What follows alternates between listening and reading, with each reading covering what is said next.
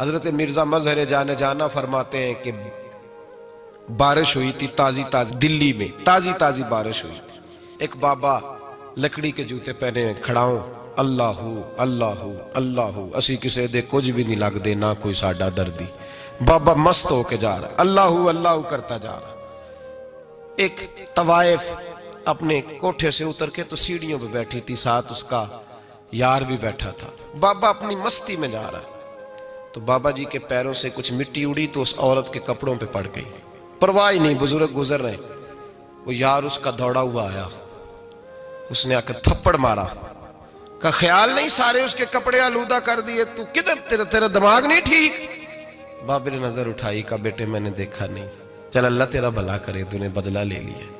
بابا جی چپ کر کے وَإِذَا خَاطَبَهُمُ الْجَاهِلُونَ قَالُوا السَّلَامَ، چپ کر کے گزر گئے. ٹھنڈ کا موسم تھا، بارش تازہ ہوئی تھی، حلوائی دودھ کاڑ رہا تھا. اس نے بٹھایا بابا جی کو پھٹے پہ، پیالہ پکڑا، دوڑ کے آگے بڑھا. بزرگ آ گئے، آئیے بیٹھیے. دودھ کا گرم گرم پیالہ شکر ڈال کے دیا. بابا جی نے دودھ پیا، پھر نظر جھکی، پھر رنگ بدلا. کہنے لگے مالک تو کتنا بے نیاز ہے، کہیں تھپڑ مرواتا ہے، کہیں دودھ پلاتا ہے. تیری بے نیازی ہے نا، ادھر تھپڑ مروایا، یہاں دودھ پلایا، تو ہی جانتا ہے تیرے رنگ کیا ہے. ابھی بابا وہیں بیٹھا تھا، دوڑے آئے پیچھے سے لوگ، شور ہوا.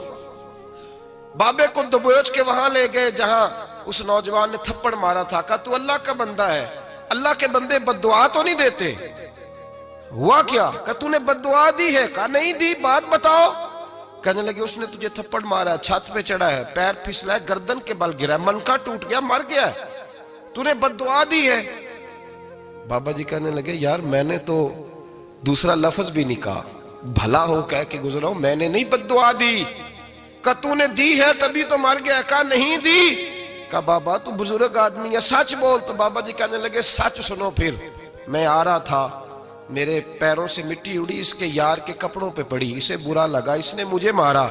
جب اس نے مجھے مارا تو میں کوئی لاوارث تو نہیں تھا، جب اس نے مجھے مارا تو میں کوئی لاوارث تو نہیں تھا. مجھے دشمنوں نہ چھیڑو، میرا ہے کوئی جہاں میں ابھی پکار لوں گا، نہیں دور ہے مدینہ. اس نے مجھے مارا تو میں کوئی لاوارث تھا کہ میرا بدلہ کوئی نہ لیتا. اس نے مجھے مارا ہے تو میرے یار کو برا لگا تو اس نے اسے مار دیا ہے، میری تو غلطی کوئی نہیں. یاروں کا جھگڑا ہے، یہ تو دوستوں کا جھگڑا ہے، یہ تو یاروں کا جھگڑا ہے، کوئی غلطی نہیں میری، کوئی غلطی نہیں. خش جنہ قدر نہیں میرا، اے میرے صاحب نو وڈیاں، میں تے گلیاں دا روڑا کوڑا، میں گلیاں دا روڑا کوڑا. میں نو محل چڑھایا ہے سائیاں، میں نو محل چڑھایا ہے سائیاں. فرمایا اس نے مجھے لاوارث سمجھا تھا کہ تھپڑ مار کے گزر جائے، میرا کو پوچھے گا ہی نہیں. میرے رسول پاک علیہ السلام کے بارے میں رب فرماتا ہے ابھی میں تو تیرے ہوتے ہوئے کافر کو سزا نہیں دیتا کہ تو موجود ہے. یاد رکھیں حضرت فضیل بن عیاض فرماتے ہیں ایک جوان تھا، مسجد میں آیا، لوگوں سے کہنے لگا روٹی کھلاؤ. کسی نے توجہ نہ کی. اس نے کہا میں رب بتانے والا ہوں، میری طرف دیکھو تو صحیح. کسی شخص نے خیال ہی نہ کیا. پھر اس نے کہا یار تھوڑا سوچو. نمازیوں سے کہا، اہل علاقہ سے کہا، انہوں نے کہا تیری طرح کے بڑے درویش دیکھیں. مسجد کے محراب میں وہ رب کریم کا بندہ انتقال کر گیا. جب فوت ہو گیا نا، لوگوں کا مزاج ہے بیمار کو دوائی نہیں دیتے، جنازے پہ وقت پہ پہنچ جاتے. جب کوئی گر رہا ہوتا ہے تو سہارا کوئی نہیں دیتا، جب کوئی گر جاتا ہے ٹانگ ٹوٹ جاتی ہے تو تیمارداری کو زمانہ پہنچ جاتا ہے. اور بزرگ وہ نوجوان اللہ کا نیک بندہ مسجد کے محراب میں فوت ہو گیا. حضرت فضیل ابن عیاض کہتے ہیں امام صاحب نے اعلان کیا چندہ دو، کوئی لاوارث فوت ہو گیا، کفن دینا. چندہ کٹھا ہوا، کفن خریدا، جنازہ پڑا. عشاء کے بعد دفن کر کے آئے. فجر کی نماز کے لیے جب امام اور مؤذن مسجد میں آئے تو چیخیں مارنے لگے، تڑپنے لگے. دور دور تک آوازیں پھیل گئی، دنیا دوڑی آئی. کیا ہوا؟ کہنے لگے وہ جو تم نے کفن پہنایا تھا وہ یہاں پڑا ہوا ہے، اور دیکھو کفن پہ تحریر لکھی ہے. تحریر کیا ہے؟ عرش کے مالک نے فرمایا میرے دوست نے روٹی مانگی تم نے دی نہیں، اس نے تمہیں میرے قریب کرنے کے لیے اپنی طرف توجہ کرائی، تم نے کی نہیں. اور میرا یار تمہارے کفن کا محتاج تھا، سنبھال کے رکھو اپنا کفن، میں نے اسے جنت کا لباس عطا فرما دیا، سنبھال کے رکھو. یہ کوئی لاوارثوں کا ٹولہ ہے؟ یاد رکھیں جو وارث والے ہیں، وارث والے ان کا رنگ اور ہے، جو ماننے والے ہیں ان کا مزاج اور ہے۔ اپنی زندگی لوارثوں کی طرح نہیں گزارے، تھوڑا سا ادھر گیا تھا تو پھر تھوڑا سا ادھر گیا تھا تو تھوڑا سا، یہ کیا بات ہوئی، یہ کیا بات ہوئی؟ اپنے آپ کو، اپنی نسبت کو، اپنے عقیدے کو مضبوط رکھیں۔ 1 انچ کے لیے اعلیٰ حضرت فاضل بریلوی رحمت اللہ علیہ کے مکان کی دیوار گر گئی، ایک کونا مکان کا، آپ جانتے ہیں پرانی دیواریں چھوٹی ہوتی تھی اور بارشوں میں اکثر گھروں کی دیواریں گری ہوئی ہوتی تھی، ایک سائیڈ کی دیوار گر گئی تو اس کونے میں ہندوؤں کا گھر تھا۔ اب مستری صاحب رات کو آئے، ان سے بات ہوئی تو کہنے لگے سویرے کام شروع کروں گا۔ کہا 1-2 صاحب نے کہ ہندوؤں کا گھر ساتھ ہے اور وہ دشمن بھی بڑے زیادہ ہیں، تو رات کو ہی ہو جائے۔ کہنے لگا جی نہیں، میری مجبوری ہے، مزدور کہاں سے لاؤں گا، بڑے معاملات ہیں، سویرے شروع ہوگی۔ اب رات کو مولانا ظفر الدین بہاری علیہ رحمہ کہتے ہیں بچے مدرسے کے، باقی سارے لوگ، سب کو جمع کیا گیا، چونکہ اس طرف سے تھوڑا خطرہ تھا ہندوؤں کی جانب سے۔ کہا جناب یہ بڑے دشمن ہیں اسلام کے، تو اس طرح کرو کہ 2-3 بچوں کی ڈیوٹی لگائیں یا کچھ لوگوں کی یہاں رات کو پہرا دیا جائے، ٹھنڈ بھی بڑی زیادہ تھی، کھڑا ہونا بھی مشکل تھا۔ اعلیٰ حضرت رحمت اللہ علیہ عشاء کی نماز کے بعد جلدی حجرہ خاص میں تشریف لے جاتے تھے۔ اس رات جب دیکھا نا باہر شور ہو رہا ہے تو اسی طرح سر پہ ایک رومال لپیٹا تو باہر آ گئے، کہنے لگے کیا شور ہے؟ کہ حضور سردی ذرا زیادہ ہے تو یہاں کسی کی ڈیوٹی لگانی ہے پہرے کی۔ 2 منٹ خاموش رہے، پھر فرمانے لگے کوئی ضرورت نہیں، جاؤ سو جاؤ سارے جا کے، کوئی ضرورت نہیں، جاؤ اپنے اپنے گھروں کو، کوئی حاجت نہیں، پہنچ جاؤ۔ کہا حضور مہربانی کرے، وہ طے ہونے لگا تھا۔ فرمایا میری وجہ سے کیوں کوئی ساری رات بیدار رہے، جاؤ تمہیں کہا نا آرام کرو۔ لوگ سو گئے۔ صبح فجر کی نماز پڑھ کے اعلیٰ حضرت رحمت اللہ تعالیٰ علیہ جب سیڑھیاں اتر رہے تھے رضا مسجد کی، تو وہ جس ہندو کی جانب سے زیادہ خطرہ تھا وہ سیڑھیوں پہ بیٹھا تھا، مسجد کی سیڑھیوں پہ۔ سب لوگوں کی توجہ ہو گئی، کہنے لگا مولانا میں کلمہ پڑھنے آیا ہوں، مجھے کلمہ پڑھا کے مسلمان کر دیں، میں کلمہ پڑھنے آیا ہوں، مسلمان کریں۔ لوگوں کی توجہ، اعلیٰ فرمانے لگے نہیں ابھی تو انتظار کر، تھوڑی دیر کو اچھی طرح سوچ لے، جذباتی فیصلہ نہ کر کہ تو آ رہا ہے۔ یہ کہہ کے جب 2 سیڑھیاں نیچے اترے اس کے پاس سے تو اس نے پیر تھام لیے، کہنے لگا اب ایسے تو نہ کرو، رونے لگا۔ اعلیٰ حضرت رحمت اللہ نے کلمہ پڑھایا، کچھ باتوں کی نصیحت فرمائی، تشریف لے گئے۔ گھیرنے والے گھیر کے بیٹھ گئے، کہنے لگے ہمیں بھی بتا بدلہ کیسے ہے۔ کہنے لگا دیوار گر گئی، آدھی رات کے وقت، آدھی رات تک انتظار کرتا رہا، پہرے دار کوئی نہیں، تو 2 تلواریں لے کر جب میں ان کے مکان کی جانب بڑھا، میں نے کہا آج گردن کاٹوں گا اور کاٹ کر کے نکلوں گا۔ کہتا ہے جب میں قریب آیا تو 2 شیر کھڑے تھے، اوپر سے پلٹ کے آیا تو پھر کھڑے تھے، ادھر سے پلٹ کے آیا تو پھر کھڑے تھے۔ فرماتے ہیں میں 2 گھنٹے کے بعد آیا تو پھر پلٹ کے کھڑے تھے، میں پھر 1 گھنٹے کے بعد آیا، سحری کا وقت ہو گیا تو پھر پلٹ کے کھڑے تھے، اب میں ڈر کے بھاگا۔ کہتے ہیں فاضل بریلوی نے اپنی کھڑکی سے منہ باہر نکالا، کہنے لگے اور کتنا تجربہ کرے گا، مجھے تو لاوارث سمجھتا ہے، لاوارث ہوں میں، اور کتنا تجربہ کرے گا، بس کر مان جا۔ میں نے کہا حضور یہ کون ہے، مجھے بتائیے تو صحیح یہ کون ہے۔ تو کہنے لگے میں نے ساری زندگی رسول اللہ کی عظمت کا دفاع کیا ہے، ساری زندگی غوث اعظم کے نعرے لگائے ہیں، ابھی تو یہ مدد صرف غوث پاک جیلانی کی بھیجی ہوئی ہے، ابھی تو غوث اعظم کی بھیجی ہوئی مدد ہے، مولا علی ابھی پیچھے ہیں، 2 جہاں کے محبوب ابھی اس سے پیچھے ہیں، وہ تو ابھی پیچھے ہیں، پیچھے کھڑے ہیں کہ ضرورت پڑی تو ہم بھی تیار بیٹھے ہیں۔ او بھائی آج رواج ہو گیا، رواج، میں نے 2-4 دن پہلے بھی کہا تھا، لوگ کہتے ہیں نہیں کوئی نہیں ضرورت، سامنے سارا کچھ نظر آ رہا ہے۔ او خدا کے بندو یاد رکھو، نسبت ہے بڑی چیز، جانے تو دو میں، اگر کسی کو نسبت میسر آ گئی نا، نسبت، خالی دامن ہی مل گیا، تیرے ہاتھ میں کچھ ہے تو ہونی چاہیے نا، خالی دامن ہی تجھے کسی کا میسر آ گیا تو بچ گیا۔ اپنی نسبتوں کی حفاظت کریں، ان کو مضبوط کریں، ان پر محنت کریں، ان پر توجہ رکھیں۔ یہ نسبت جو ہوتی ہے نا، نسبت، یہ دیکھیں نا، ایک گتا ہے عام کتاب کو لگا ہوا ہے تو جہاں مرضی رکھ دو، اس کی کوئی قدر نہیں، لیکن جو گتا قرآن مجید کو لگ گیا ہے اس کو بغیر وضو چھونا جائز ہے۔ ایک پٹھے پہ اینٹ بنی ہے، جو باتھ روم میں لگ گئی وہاں بغیر جوتے کے جایا نہیں جا سکتا، اور جو مسجد میں لگ گئی وہاں جوتے پہن کے جایا نہیں جا سکتا. یہ نسبت ہے بڑی چیز. اگر میسر آئے نصیب ہو اپنی نسبت کو مضبوط کر کے رکھا کریں, اس کی جولانی کا مظاہرہ کیا کریں. اس نسبت میں روز توانائی آنی چاہیے. میں آپ کو بڑی ذمہ داری کے ساتھ ایک بات بتاتا ہوں تجربے کی. ہمیں جتنا کسی نے آ کے کہا ہے نا نسبت کے خلاف, ہماری نسبت اس سے زیادہ مضبوط ہوئی. ہمیں جتنا کسی نے آ کے کہا ہے نا جی آپ کو کیا ملا, آپ کو کیا ملا, تو ہم نے اتنا کہا یار جیسے جیسے تو کہتا جاتا ہے ہماری تو نسبت میں اضافہ ہوتا جاتا ہے, ہمارا تو مزاج بدلتا جاتا ہے. روز ایک نیا پردہ کھلتا ہے, روز ایک نیا رنگ واضح ہوتا ہے, روز ایک نئی توانائی. ابھی تھوڑے دن کی بات ہے, ایک مولانا شرف الدین صاحب ہیں, مفتی صاحب, میرے حضرت صاحب کے مرید ہوئے. مفتی تھے, عالم آدمی تھے, سرکار تاج الشریعہ, ہمارے شیخ سے بیعت کی. اب ہمارے حضرت صاحب کا اس وقت حال وہی ہے وَرَأَيْتَ النَّاسَ يَدْخُلُونَ فِي دِينِ اللَّهِ أَفْوَاجًا. اب فوجوں کی فوجیں لوگ آتے ہیں. ہم نے دیکھا ہے صرف خالی مرید ہونے والے بار سینکڑوں کی تعداد میں ہزاروں لوگ بیٹھے ہیں کہ صرف بیعت اتنا کہہ دیں ہم نے قبول کیا.